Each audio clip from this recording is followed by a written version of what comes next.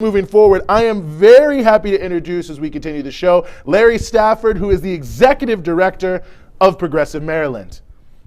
Larry, what's up, man? Hey, what's up, Eugene? Man, it's good to see you. I have to say, I appreciate you joining us.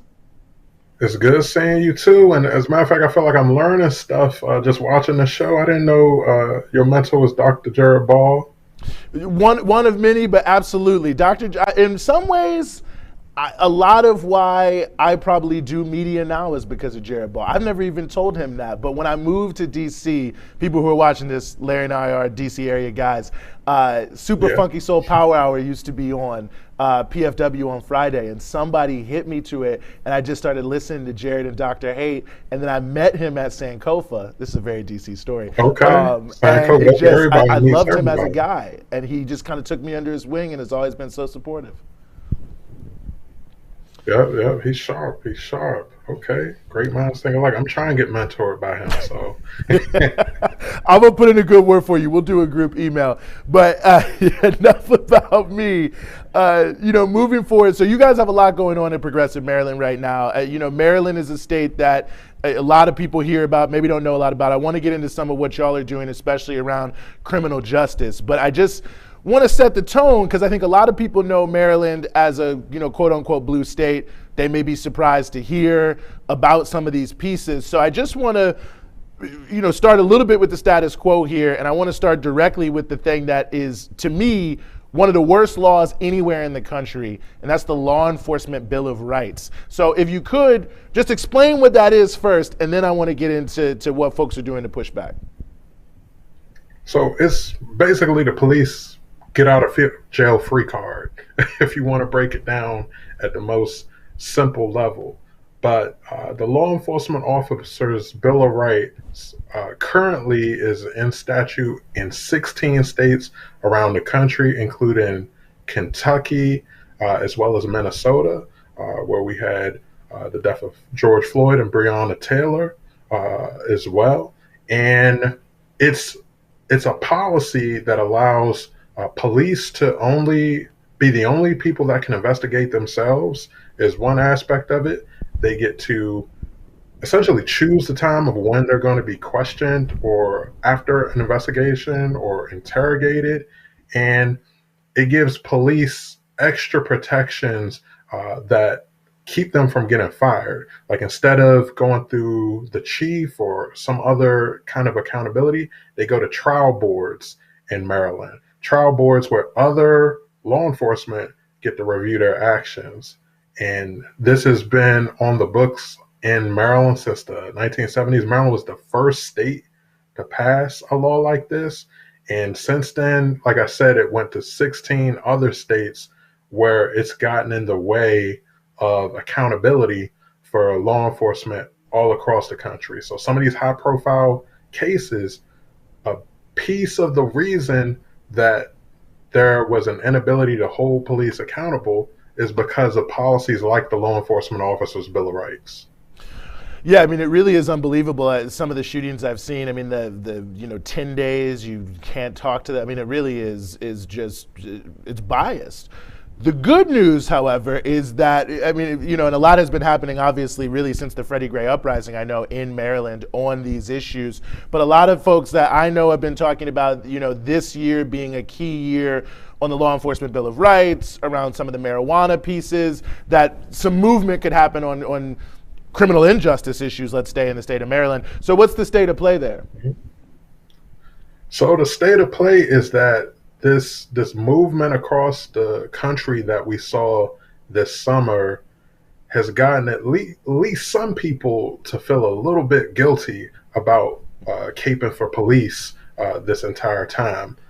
In a majority Democratic legislature, we at Progressive Maryland, along with our allies in the Coalition for Justice and Police Accountability, we've been fighting for something like 5 or 6 years as a coalition to address things in the Law Enforcement Officers Bill of Rights.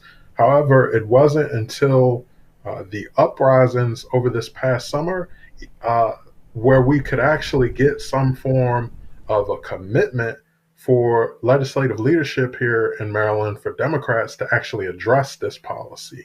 And so that energy that swept the country on this, the uprising of the people, has forced people's hands in the legislature to actually take a look at this policy.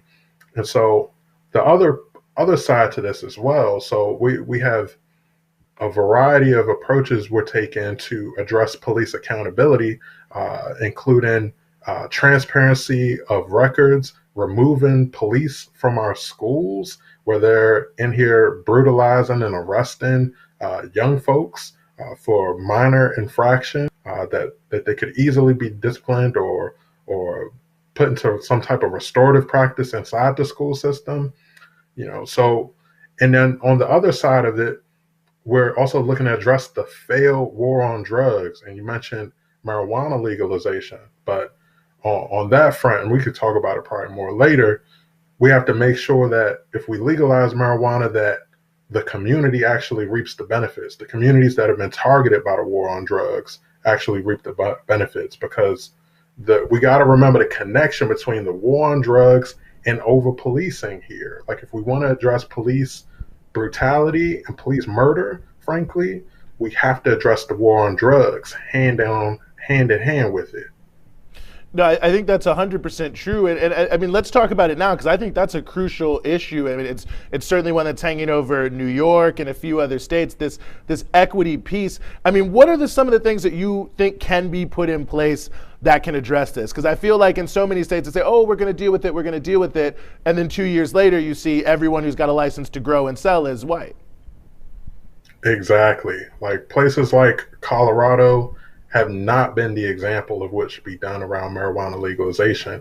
And in fact, legalization is in vogue right now. You've got state after state looking to pass legalization, and largely because of the budget constraints that states are facing across the country due to the COVID pandemic and other reasons as well. They're looking for new kinds of industries to be able to tax and regulate. Marijuana is just an opportunity in that sense. However, what we're facing here in Maryland is that there is now this appetite to legalize marijuana. Yet just today in Maryland Matters, this white senator from Montgomery County, I'm sure you know Montgomery County, wealthy Montgomery County, he puts forward his version of marijuana legalization that does not do nearly enough to repair the harms from the war on drugs in terms of reparations for our communities, and a mechanism in which we can actually have some semblance of democratic accountability or control of these reparations, nor does it allow for enough licenses so that people of color who've been shut out from the industry in other places can actually participate in the formerly illegal market. And he's getting praised by Democrats' leadership. And also in this article, they praise him, while a young black legislator in the House has a bill that he's actually worked on with the community, with us, as well as labor, as well as other racial justice organizations. His bill does not get the same highlight because the industry is crafting the Senate version of this bill. Big Weed, which reminds me of a Friday character, it just gives me that ring to it. But Big Weed is crafting the legislation for Senator Brian Feldman, and so he's getting a lot of attention for it. But his bill has almost nothing to do with real racial justice. Gene. Yeah, I hear you before. The booth here, I think Juan in the booth may want to ask a question. Is that true, Juan? Yeah. Yeah, jump in. What's up? So we have a question from, hey, Larry. We have a question from YouTube. Punkadelic2 asks, do you think the decriminalization of all drugs will be done by more states following the legislation in Oregon this year? I hope so. Look, I don't know what more states are going to do, but in Maryland, that's something we're supporting as well. In fact, unfortunately, because of the limitations in the legislature during the pandemic, our sponsor, who was putting forward decriminalization legislation this session, actually withdrew the bill. But we want to come back even harder next year, and I think that there will be an appetite for this. At least I have big hopes that there will be, because, like I said, like, we gotta end the war on drugs. That goes hand in hand with police accountability, because the reason that the police, or why they justify the police being so militarized and so numerously spread out throughout our communities, is because of this war on drugs that's failed and has been like nothing close to a success. I think that's 100% true. One thing that I'm curious too, just in terms of the feeling and maybe the debate, is has the gun trace task force scandal, and I Got a Monster, great new book that's out about this issue. These officers, they're selling drugs, they're robbing people, they're doing this in Baltimore City, I think involving some state police. Has this scandal, and just maybe the veil being ripped off, well, I don't know if it needed to be ripped off, for the people who maybe still were confused, the veil being ripped off about the reality of some of this war on drugs. Have you seen that make an impact on how people are viewing this? Yeah, and regular people like you and me, it definitely has made an impact. And I've seen legislators in and around Baltimore City who definitely were familiar with the story around this, see the police in an entirely new light, that many of our communities have already seen the police for what they've been doing in Baltimore City for a very long time. However, that issue has been known. The case with the gun trace task force, it's been known for a very long time. Yet you still have some elected so-called representatives that want to protect the police at every chance that they get. So there's a bit of a philosophical difference when it comes to certain representatives. However, I would say the biggest difference that got made, and I still haven't figured out exactly what it was about the uprisings around the death of George Floyd, that definitely moved the needle tremendously. But like you're saying, this has been going on for a very long time. And the gun trace task force, if people don't know about that, please look that up. Baltimore City Gun Trace Task Force. That case is absolutely wild. Like, it would be a movie that I wouldn't even want to see, as a matter of fact. But it's theatrical in terms of the level of corruption and that went on inside the Baltimore City Police Department. Yeah, it's like Training Day when you look into it. Is worse in a It's lot like of ways. multiple Denzel Washingtons just running around shaking people down, doing everything wrong. I'm telling you. Let me ask you this final question. You sort of alluded to it, and I think it's important for people who are watching around the country, just in terms of our moment. Maryland is a state with a Democratic supermajority. Y'all are still organizing, still pushing. Talking about the importance of grassroots organizing, even in a moment where it seems like you have a lot of people who are at least claiming they want to address your issues. Yeah, so grassroots organizing is incredibly important still, because, like I was saying at the time when the uprising was at its peak, everyone was in the streets, tearing things up and coming out for justice.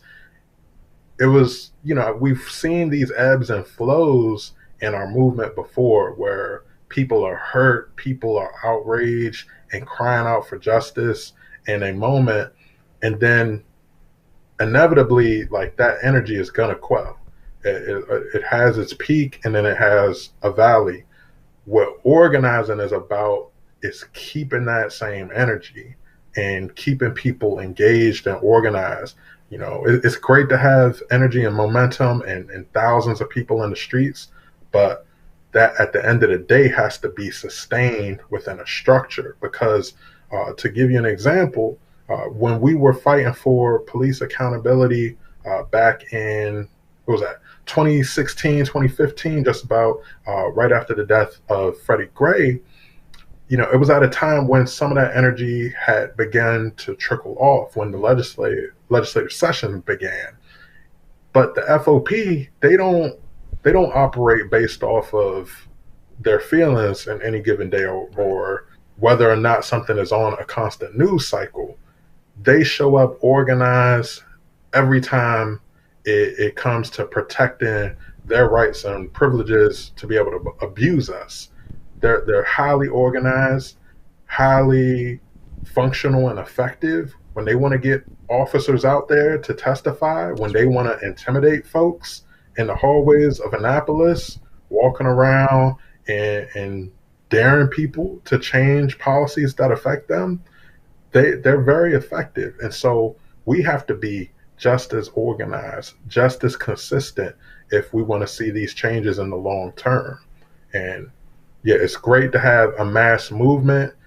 And I've been out there like everybody else at protests across the country, but we have to keep this sustainable. We have to keep that energy going. Mm-hmm. No, absolutely. Well, Larry, I appreciate you, and I appreciate everything you're doing to keep the energy going there in Progressive Maryland. Again, that was Larry Stafford, Executive Director of Progressive Maryland. Thanks so much for joining us, man.